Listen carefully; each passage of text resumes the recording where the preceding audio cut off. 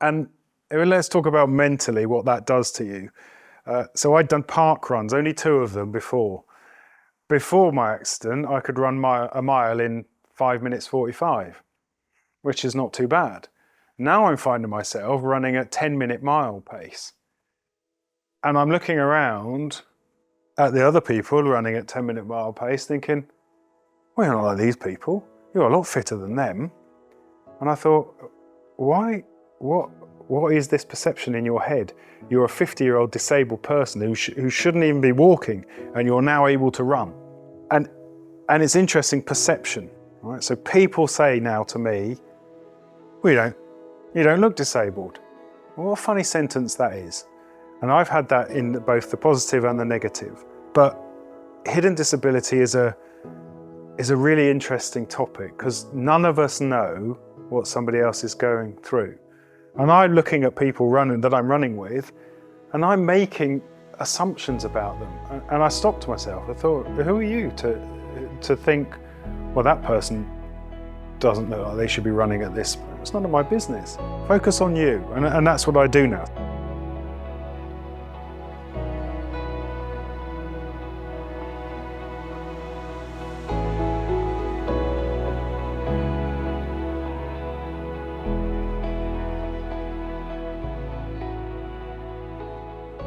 So in the August, so what's that, 5 months later, I was back in for a further surgery where I had to put 2 rods and more screws around what was in there because it was unstable.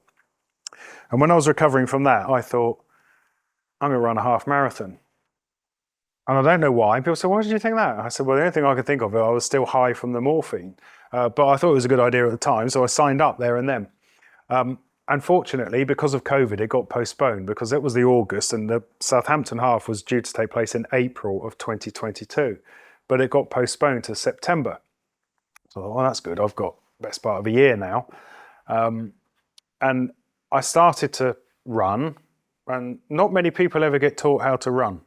Right? Were you taught how to run? No, you just put on some trainers and you went for a run. And every time I ran, I got horrendous pain in my calf on the right side, really bad. And we tried to diagnose it. I went to see a physio. I was sent to see a surgeon who scanned the back, and they said, oh, your popliteal nerve's a bit enhanced, but we can't really see anything there. And I thought, oh, okay, well, maybe I'm just imagining it, but I wasn't imagining it. The pain was horrific. And I then went to see a running coach who taught me how to run. He was brilliant. So those hour sessions, I did 6 1-hour sessions, and I ran at the start and at the end. All in the middle was building up glute muscles and hamstrings. As you said, that's your problem. Your body's not strong enough because these muscles don't work. That's why you're getting all the pain. Anyway, it didn't get rid of the pain. So if you're training for a half marathon, you follow a half marathon training plan, you do lots of little runs or different types of running on a week by week basis. I couldn't do any of that because every run I did meant I was in horrible pain for 3 to 4 days afterwards. So I said, how are we going to do it? He said, you're going to run 7 miles this Sunday, 8 next, then 9, then 10, then 11. If you can do 11 miles, you can crawl the last 2. And I said, all right. So that was the training plan.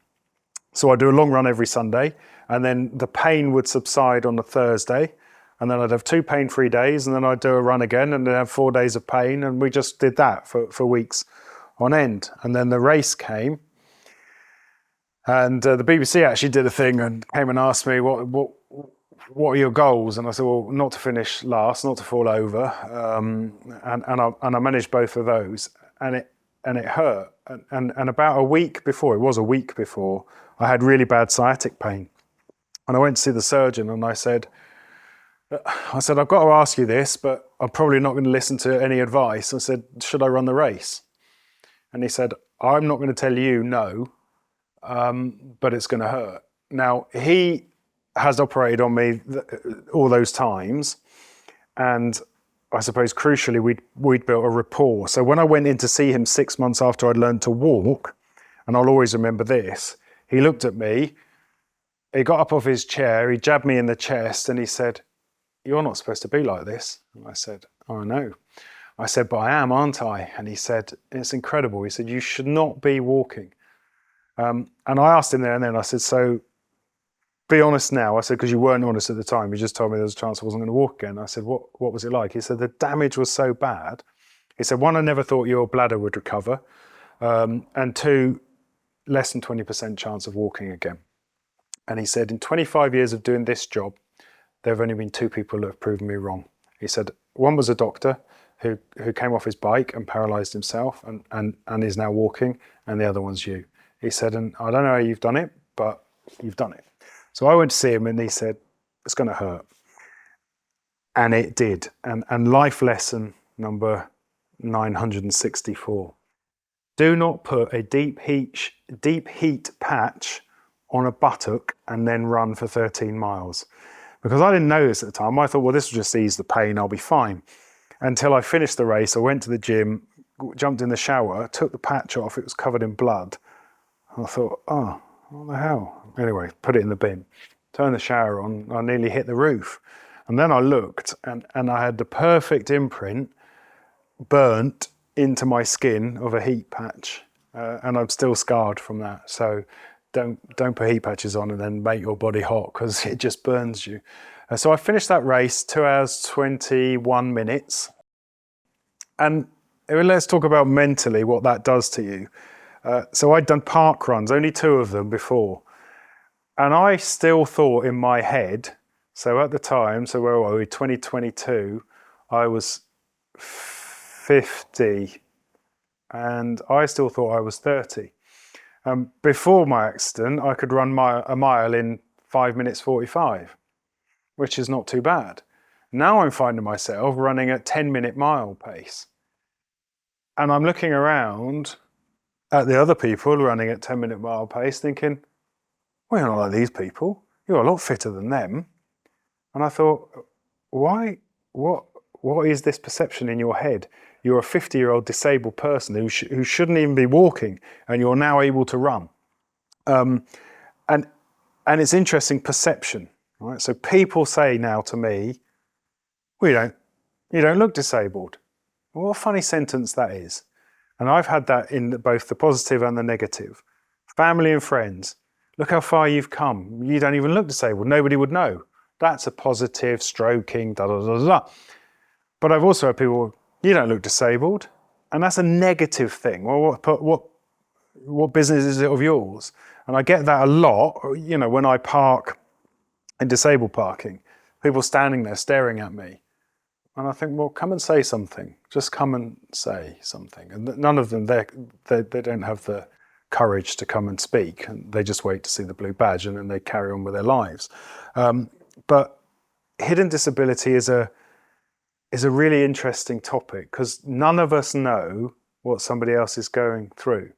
And I'm looking at people that I'm running with, and I'm making assumptions about them. And I stopped myself. I thought, who are you to think, well, that person doesn't look like they should be running at this. It's none of my business. Focus on you. And that's what I do now. So I focus on myself.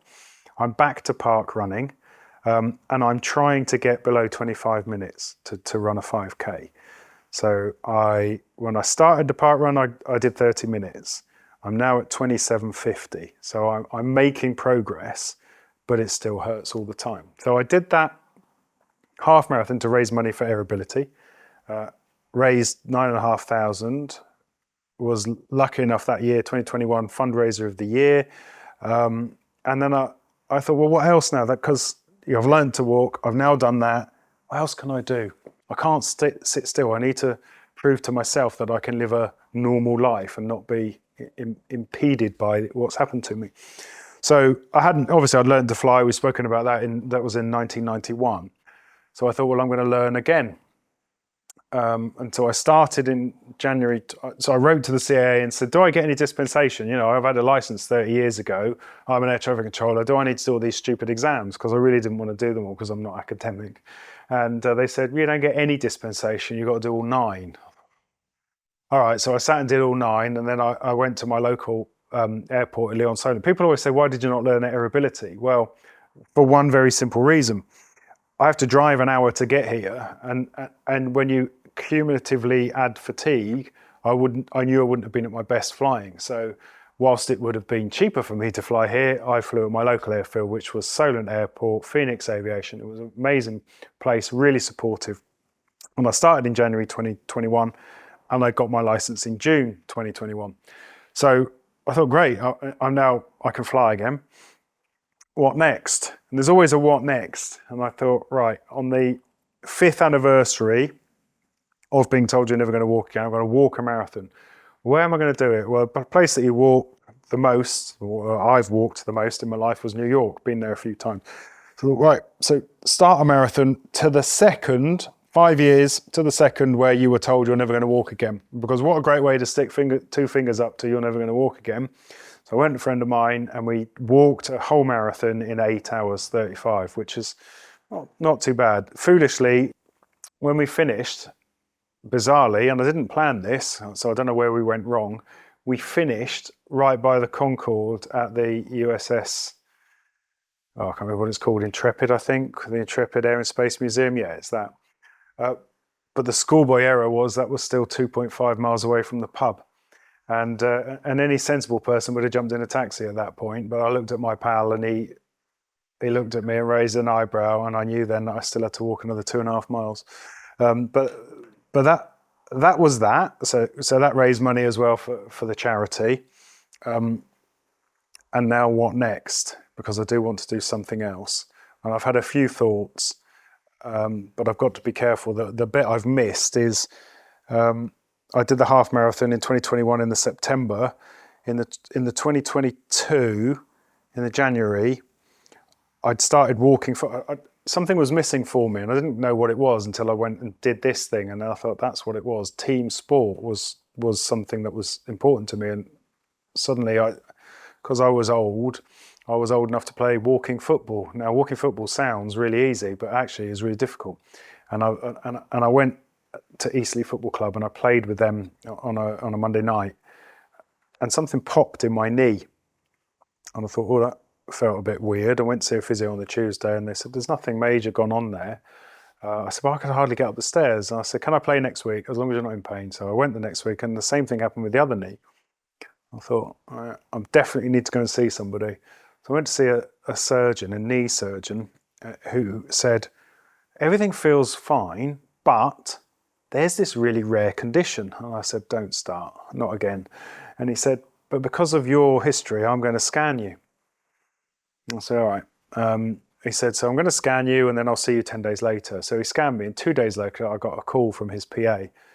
He needs to see you now, which is never a good thing.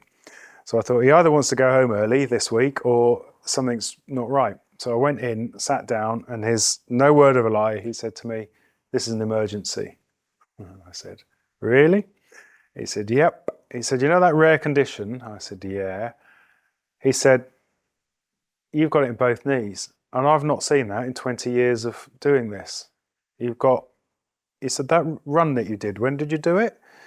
I said, September. He said, you did it on 2 broken legs. He said, the lower part of your legs have got fractures in them. Your knees are fractured and you've got blood supply cut off in both of your knees. He said, so we've got to protect your knees. Otherwise you're looking at double knee replacement surgery and you're too young for that. And I said, wow. And that really hit me, I suppose, because for 3 months I couldn't do any exercise. I couldn't run. I couldn't even. He let me swim after a lot of argument. I said, let me swim, but with a pull buoy between my legs so I don't use my legs at all. But I need the exercise to relieve the stresses of everyday life. That's my stress relief, and that was again taken away from me. So the good news was, and I still don't believe that they didn't make an error here, because 3 months later, having not worn the braces that they'd given me to wear on my legs 24/7, miraculously everything had healed up and got better.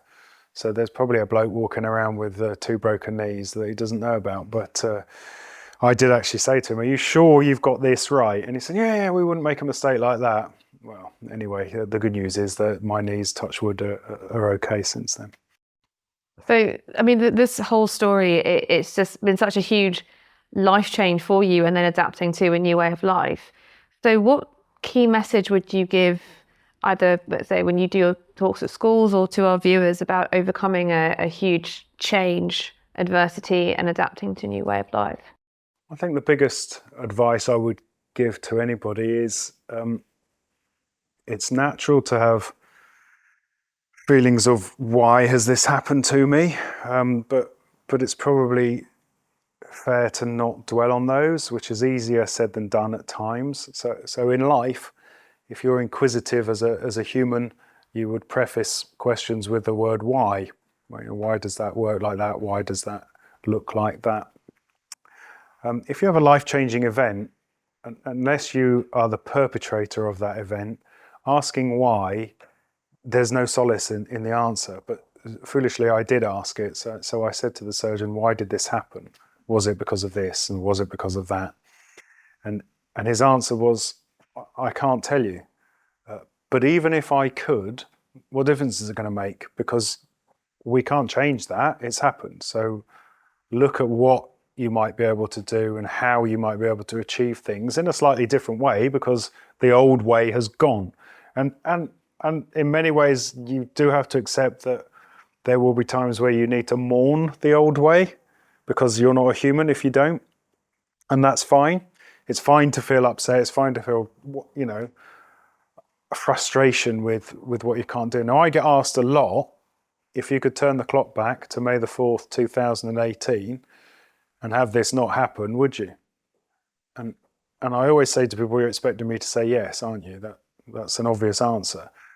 But my honest answer, and it's not a cop-out, my honest answer is I'm not sure.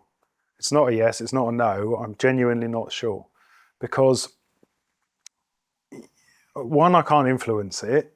Two, I think it's made me bizarrely a more rounded person. My boss said to me, I'm really worried that you're going to have zero sympathy for people when you go back to work and they come and see you with a sore shoulder or a sore knee. You're going to look at them and say, really? And that stuck with me the whole time I was in hospital and when I went back to work, to the point that 6 months after I'd been back to work, so a whole year after it had happened, I went into the office with him and said, I need to just come back to that conversation we had in week 3 of being paralysed. And I asked him the question. I said, look, you did say this to me. Were you right? And he said, no. I said, I was wrong. I don't mind admitting that. He said, you're certainly more empathetic now. And that made me a more rounded person. It allowed me to, I think I was always reasonably empathetic as a manager and a leader of people, but now even more so because of what's happened to me. And in terms of leadership, we talked about that earlier. What do you think makes a good leader? A number of qualities make a good leader. Empathy is the top of the list for me. Listening, honesty, and authenticity. Those 4 things would be the 4 qualities I would look for in somebody if they wanted to be a leader. And in terms of managing a team, how do you find that you can foster those or even coach those in people that want to become a leader? One of the biggest things is, and this is a cliche, and you'll hear this on every management course, you've got 1 of them and 2 of them. So spend twice as much using them as you do using that, and that will stand you in good stead. And so in terms of leadership, are there any good leaders that you've had or you've learned from, anyone who's really inspired you? I will always default to my father. So he always had the respect of his men wherever he was, and taught me from an early age that, you can't just ask for respect. It has to be earned. In terms of people in the public eye, I don't have a great deal of respect for people who purport to be leaders there. I think one of the best leaders there has been in recent times was Barack Obama, because I think he had that empathy and people could relate to him as a result of that. And so what do you aspire to be then as a leader? How do you aspire to lead? I always I always put myself in the position of the person who I'm leading, particularly if they've got a problem. It's far easier to help somebody if you put yourself in their shoes. There's that adage, isn't there? Walk a mile in my shoes and then you'll understand. And it's so true. If you don't make take the time or make the effort to understand what the problem is, you're never going to be able to help that person with solving that problem. In terms of how I would lead and do lead people, you have to be beyond reproach. You have to set yourself high standards and keep those high standards, because you can't expect high standards from other people if you don't hold yourself to that same level. And listening is the biggest attribute you can have as a leader. Anybody who can't, and I suppose there's one more, you have to be able to take criticism.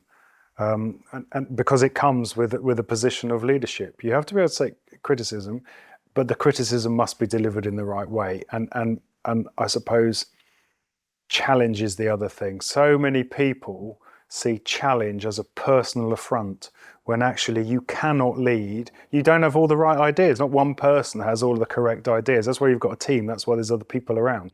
So A, listen, B, ask, and C, expect challenge, and B, welcome and invite the challenge rather than see it as a threat.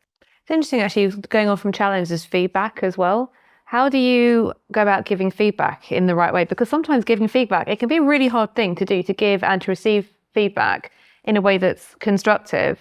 So what would be your top tips on that? So firstly, you must plan. You can't go in to give anybody feedback, good or bad, without planning what you want to say and what the outcome is going to be. And also know that if you're going to give feedback which isn't necessarily wholly positive, you're going to get a reaction, and that reaction is going to change depending on the person. Some people, I've had people storm out, I've had people burst into tears, and it's because nobody likes to hear bad news. We all love to hear the good stuff. I don't think as people we get enough of that. When was the last time somebody told you were doing a good job? That we're not brilliant at that. Some people say sit and prepare it. I think you overscript it. Be natural. Think as well, if I was receiving this news, how am I going to react to it? And that probably then helps you in delivering that news. And the biggest tip is, don't dwell on it. If you're going to give somebody bad news, give them the news. Don't flower it up, because it's so obvious. Someone knows why you're bringing them into wherever you're doing that. But choice of location is also hugely important. Don't give somebody some negative feedback if they're surrounded by other people. That's really poor form. Go somewhere private. Know what you want to say, deliver it. Sometimes giving that message as quickly as you possibly can is the best way to do it. And in terms of, so your role as Chief Operating Officer at Aerobility and Deputy General Manager at NATS, there's obviously you've got your hands full with both roles. So there can be, I imagine, some stresses at times. How do you decompress? What do you do to relax? Exercise is my biggest decompressor, which is why it was such a huge thing for me to be told I'll never walk again, because running was I would run every morning to set myself up, de-stress my brain. When that gets taken away from you, and I tried so many different things to try and recreate the feeling, the endorphin rush I got post a run, and there is nothing. I found nothing that got anywhere near it. So the fact that I can now do that is good. I swim as well, but my word, swimming up and down lengths is particularly dull. But I love being out in nature and running, and that is my de-stressor. Another thing that you touched on earlier was hidden disability, and at Aerobility we've got the Equal Skies Charter. So perhaps you can tell us a little bit about that.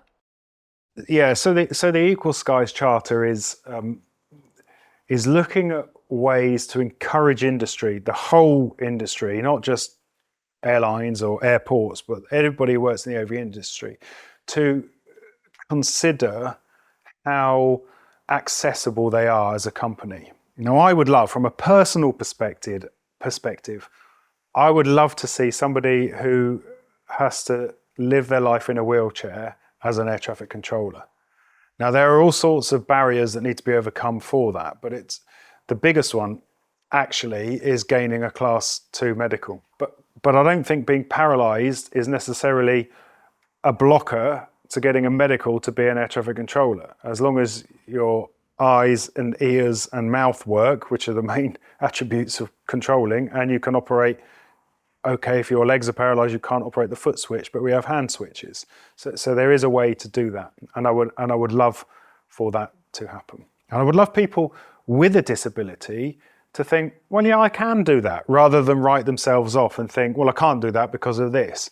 You ultimately control what happens to you, and you determine the final outcome. And with regards to disabled air traffic controllers, is there anything at the moment in place that's working towards that? Well, there isn't a blocker, only in as much as I don't think people who have a disability and live in a wheelchair necessarily think that they could do the job. I mean, you have to get the medical. So you look at what are the conditions of getting that medical? Well, if I meet all of those conditions, does anything that I have or anything that I take for my disability preclude me from getting that medical? And if the answer is no, then you're on a level playing field with everybody else. You've now got to go and see if you can do the aptitude. And I can't tell you whether or not you've got the aptitude for it. You have to go and do the tests. But also what we touched on earlier when you said about visible role models too. If someone with a disability sees other people with disabilities in those roles, they then feel that those roles are far more accessible to them. Definitely. And the day we get our first wheelchair user air traffic controller will be groundbreaking, because it will open that job up to so many other people. So what's next for Brian then in your journey? In my journey, I don't know is the honest answer. I'm toying with a few ideas about challenges that I might do to raise more funds for Aerobility. Job-wise, I'm in the twilight of my career, and I actually want to retire early so that I can enjoy my life without having to get up and go to work every single day. So that will allow me to look at the things that I enjoy doing, especially some outreach stuff, and do more of that, because that's what brings me the greatest satisfaction. Brian, thank you so much for sharing your story with us today on Aerobility. It's been fascinating to hear. It's an incredible story of overcoming adversity, of just so much resilience that I'm sure will really resonate with our viewers. And hopefully, hearing your story will actually help share tools that you've used to overcome adversity and keep persisting and defying the odds as well. Despite what the surgeon said about never being able to walk again and then walking the New York Marathon. So thank you so much for your time. We really appreciate hearing your story. Wishing you all the best for the future, and good luck for your retirement and whatever your future challenges for fundraising involve. Thank you for having me. You're most welcome.